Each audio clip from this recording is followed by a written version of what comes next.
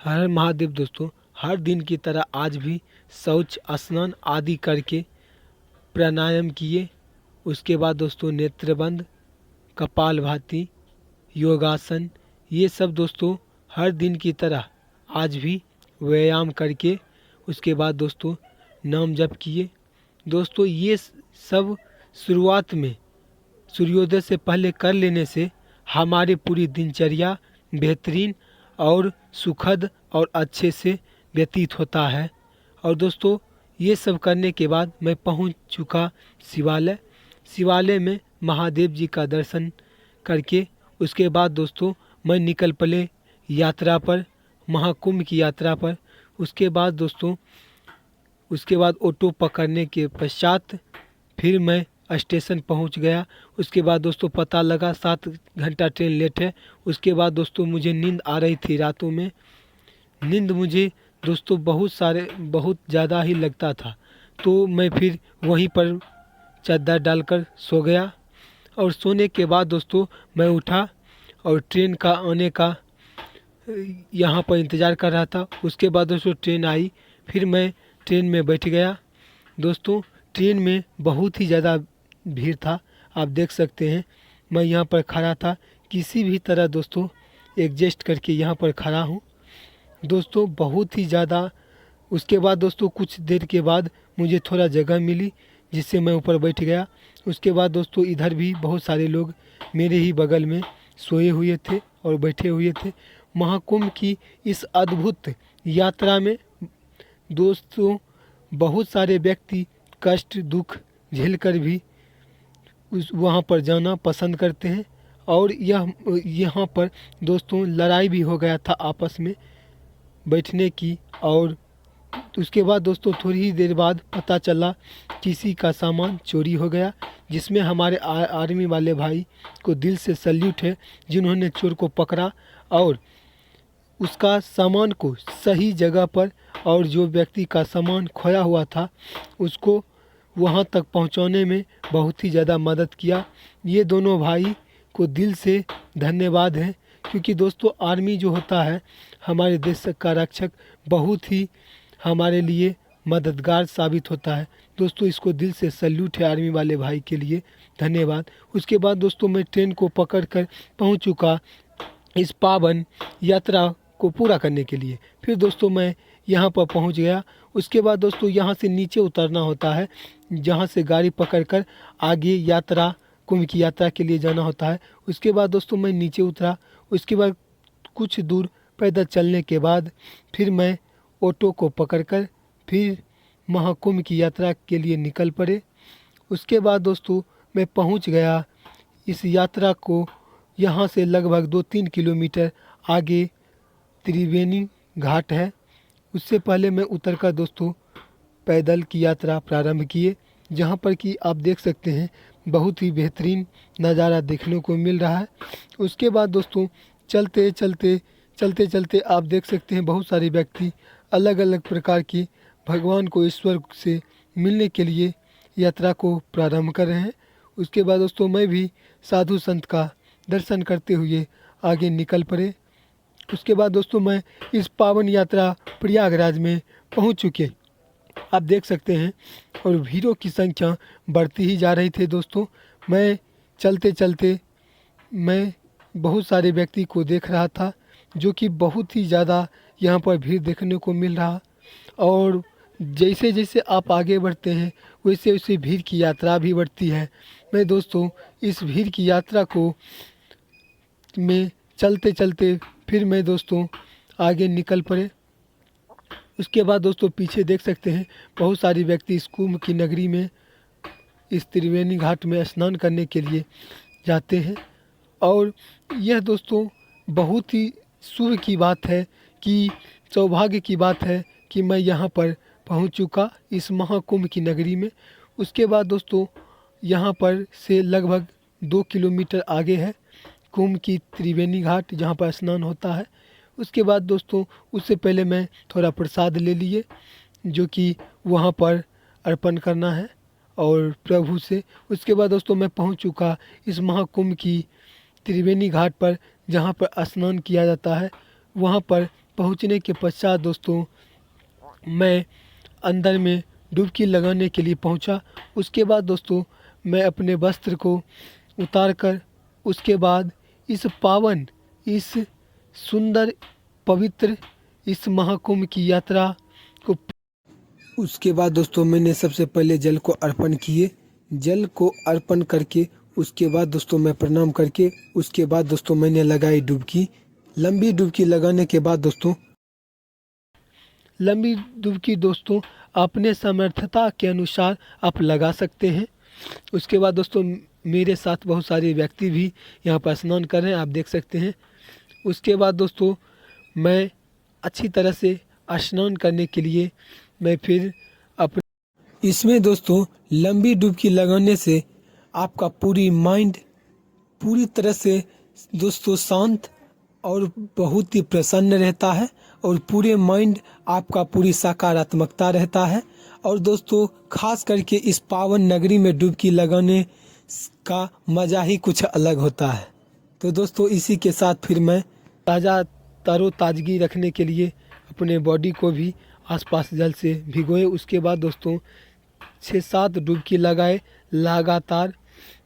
उसके बाद दोस्तों डुबकी लगाने के बाद फिर मैं भगवान को प्रणाम किए और हर हर महादेव करते हुए प्रणाम करके उसके बाद इस पावन स्थल से निकल चुके और प्रसाद आदि अर्पण करने के बाद प्रभु जी को प्रणाम करके उसके बाद दोस्तों जल से 5 बार आचमन करके उसके बाद दोस्तों मैं अपने डब्बे में जल को भर लिए। दोस्तों जल को भरने के बाद मैं इस पावन यात्रा को सुखद और मैं प्रभु से निवेदन करना चाहूँगा मेरी यात्रा बहुत ही मंगलमय हो। उसके बाद दोस्तों निकल चुके आगे वस्त्र पहनकर। उसके बाद दोस्तों रास्ते में चलते चलते मुझे बहुत ही सुंदर नज़ारा पीछे देखने को मिल रहा आगे और स्नान करने से माइंड रिलैक्स होता है। उसके बाद दोस्तों मैंने खाए खीरा रास्ते में जो कि बहुत ही बेहतरीन था। नमक लगाकर खीरा खाने से मज़ा ही कुछ अलग मुझे मिला। उसके बाद दोस्तों साधु संत जी से मुलाकात करते हुए उसके बाद आगे पहुंच चुके मॉल। यहाँ पर दोस्तों अलग अलग प्रकार के वस्त्र यहाँ पर मिलते हैं जो कि 100 और 250, 150, उसके बाद दोस्तों 350 वो वस्त्र के अनुसार यहाँ पर प्राइस भी होता है। उसके बाद दोस्तों यहाँ पर घूमने के बाद मैं निकल चुके यहाँ पर लेटे हुए बजरंगबली मंदिर का स्थल जो कि यहाँ से लगभग 800 या 1 किलोमीटर होगा।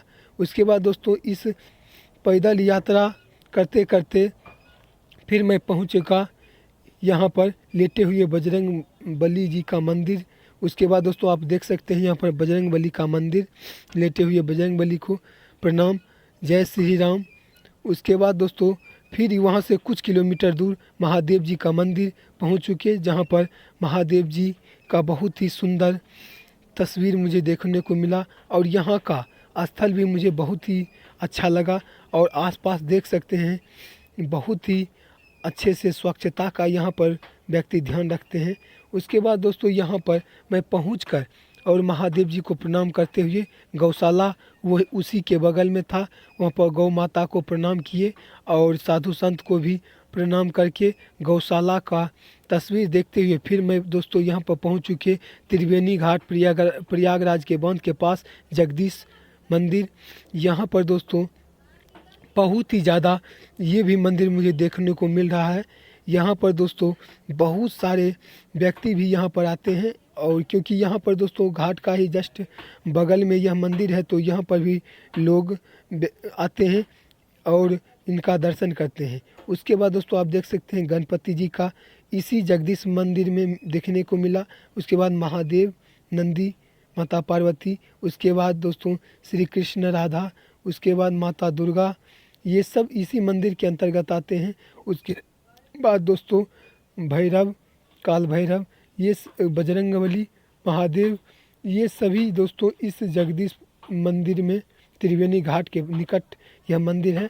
अगर आप लोग यहाँ पर आते हैं तो इस मंदिर में ज़रूर दोस्तों दर्शन करें और इस मंदिर में ज़रूर प्रणाम करें। इस मंदिर को अच्छी तरह से आप लोग भी ज़रूर देखें, क्योंकि इस पावन प्रयागराज में यह मंदिर आपको त्रिवेणी घाट के बस पास में ही मिल जाएगा। इस मंदिर को मैं अच्छी तरह से दर्शन करने के बाद फिर मैं दोस्तों निकल पड़े आगे। उसके बाद दोस्तों दर्शन करके उसके बाद दोस्तों मैं आगे निकल पड़े, और यहाँ पर उसके बाद दोस्तों मैं यहाँ से निकल पड़े। उसके बाद दोस्तों यहाँ पर देख सकते हैं बहुत सारे गाड़ी जा रही है, और यहाँ पर आपको मैं बता दूं दोस्तों कि यहाँ से हमारे पीएम श्री नरेंद्र मोदी जी और हमारे योगी आदित्यनाथ जी उत्तर प्रदेश के मुख्यमंत्री इस रास्ते से गुजरे। प्रयागराज की इस भूमि पर से इन्होंने यहाँ वहाँ से प्रभु जी का दर्शन करते हुए इसी रास्ते के से निकल पड़े। उसके बाद दोस्तों मैं भी निकल पड़ा यहाँ से इस पावन नगरी को घूमते हुए, और बहुत ही मुझे अच्छा लगा। फिर दोस्तों मैं वहाँ से फिर अपने स्थान पर आकर और स्टेशन पर पहुंचकर मैं ट्रेन को पकड़ लिए काशी के लिए, और फिर मैं दोस्तों पहुंच गया काशी की बनारस के स्टेशन पर, क्योंकि दोस्तों काशी जाने के लिए पहले आपको बनारस आना होता है। और मैं यहाँ से पैदल चलते चलते मैं देख रहा था बहुत सारे व्यक्ति दोस्तों यहाँ पर दर्शन करने के लिए यहीं पर सोए थे, और बहुत सारे व्यक्ति यहाँ पर इंतज़ार के लिए यहाँ पर रुकते हैं। और दोस्तों मैं बनारस पहुँच चुका, और दोस्तों देख सकते हैं आप आसपास बहुत ही सुंदर नज़ारा मुझे देखने को इस बनारस में मिल रहा है, और यहाँ पर बहुत सुंदर मुझे घाट भी मुझे देखने को मिला, और आसपास की वातावरण भी स्वच्छ और सुंदर देखने को मिला। फिर मैं दोस्तों ऑटो पकड़ के रात को मैं निकल पड़ा। और दोस्तों इस यात्रा में आप लोग अपने सामान की सुरक्षा ज़रूर करें। उसके बाद दोस्तों मैं निकल पड़े। उसके बाद दोस्तों काफ़ी लंबी यात्रा पैदल चलने के बाद मैं हर हर महादेव जी का नाम लेते हुए इस काशी की पवन भूमि पर निकले। उसके बाद दोस्तों एक बहुत ही बड़ी लंबी लाइनें को तय करके उसके बाद दोस्तों मैं चलते गए महादेव जी का दर्शन करने के लिए। और दोस्तों इस घाट काशी के घाट में स्नान करने के लिए, और मैं दोस्तों चलते चलते इस काशी की घाट पर पहुंच चुका। काशी की घाट में दोस्तों स्नान करने से यह मान्यता है कि उससे सारे पाप धुल जाते हैं। और दोस्तों इस चीज़ को मैं भी मानता हूँ। अगर दिल में अगर प्रभु के प्रति आस्था हो तो आपको ये सभी ज़रूर संभव होते हैं, अगर ना हो तो दोस्तों फिर क्या कहना। इसके बाद दोस्तों मैं आगे निकल पड़े, और मैं फाइनली दोस्तों पहुंच चुके घाट पर जहां पर स्नान आदि किया जाता है। उसके बाद दोस्तों स्नान यहाँ पर करने से पहले मैं अच्छी तरह से इस नज़ारे को देख रहा था, जो कि मुझे दोस्तों बहुत ही ज़्यादा बेहतरीन देखने को मिल रहा है इस नज़ारे। और यह नज़ारा देखने एक अद्भुत जैसा मुझे देखने को मिला दोस्तों। बहुत सारे नाव, बहुत सारे व्यक्ति, और नाना प्रकार के यहाँ पर बहुत सारी चीज़ें उपलब्ध हैं। उसके बाद दोस्तों मैं यहाँ पर देखते देखते मैं अपने वस्त्र को उतारकर मैं इस काशी की यात्रा में पहुँचने के बाद मैं यहाँ पर घाट पर पहुँचकर उसके बाद दोस्तों इस काशी के घाट में और इस पवित्र स्थल में अच्छी तरह से मैं दोस्तों डुबकी लगाए। और दोस्तों इस डुबकी को लगाने से पहले मैं जल से अर्पण किए 5 बार आचमन करके प्रभु जी को प्रणाम करके, हे प्रभु मेरी मुझसे किसी भी प्रकार की त्रुटि हो गई हो तो प्रभु क्षमा करना। उसके बाद दोस्तों मैं लगाए डुबकी। 5-6 डुबकी लगाने के बाद दोस्तों मेरा माइंड पूरी तरह से तरोताज़गी हो गया, और मेरा माइंड पूरी तरह से शांत और बहुत ही अच्छा फील महसूस हुआ। उसके बाद दोस्तों मैं हो गया सुबह दोस्तों जैसे हुआ तो आप देख सकते हैं यहाँ पर काशी का मंदिर का दर्शन करते हुए, महादेव जी का दर्शन करते हुए मैं निकल पड़े अपने यात्रा पर। और यात्रा पर निकलने के बाद दोस्तों आप भीड़ों की संख्या देख सकते हैं। यहाँ पर भीड़ की दोस्तों संख्या की बात की क्या ही कहना। उसके बाद दोस्तों मैं ट्रेन में फिर से पहुँच चुका। ट्रेन में दोस्तों भीड़ तो आपको अभी के समय में कम नहीं मिलेगा। उसके बाद दोस्तों राम मंदिर की यात्रा के लिए निकल पड़े। उसके बाद दोस्तों मैं कुछ वहाँ से लगभग 200-300 किलोमीटर तय करने के बाद मैं पहुँच चुके राम मंदिर। और दोस्तों राम मंदिर भी बहुत ही ज़्यादा ही बेहतरीन, और यह पूरी उत्तर प्रदेश का बहुत ही सुंदर और बहुत ही बेहतरीन मंदिर यहाँ पर माना जाता है। और यह भी है दोस्तों। और अयोध्या की इस मंदिर, जब अगर आप लोग यहाँ पर आते हैं प्रयागराज, तो आप लोग अयोध्या मंदिर भी घूमने के लिए ज़रूर आएँ। और ये हमारे राम लला का मूर्ति। और दोस्तों इस यात्रा को दोस्तों अच्छी तरह से करने के बाद मैं निकल पड़े। उसके बाद दोस्तों रास्ते में बहुत सारे झूले, बहुत सारे चीज़ अलग अलग प्रकार के मुझे देखने को मिला। सभी चीज़ को अच्छी तरह से देखने के बाद दोस्तों मैं अपनी यात्रा को जारी रखा। उसके बाद दोस्तों सभी जगह देखते देखते, वहाँ पीछे देख सकते हैं राम मंदिर, सभी चीज़ को देखते और एंजॉय लेते हुए फिर मैं पहुँच चुका ट्रेन में।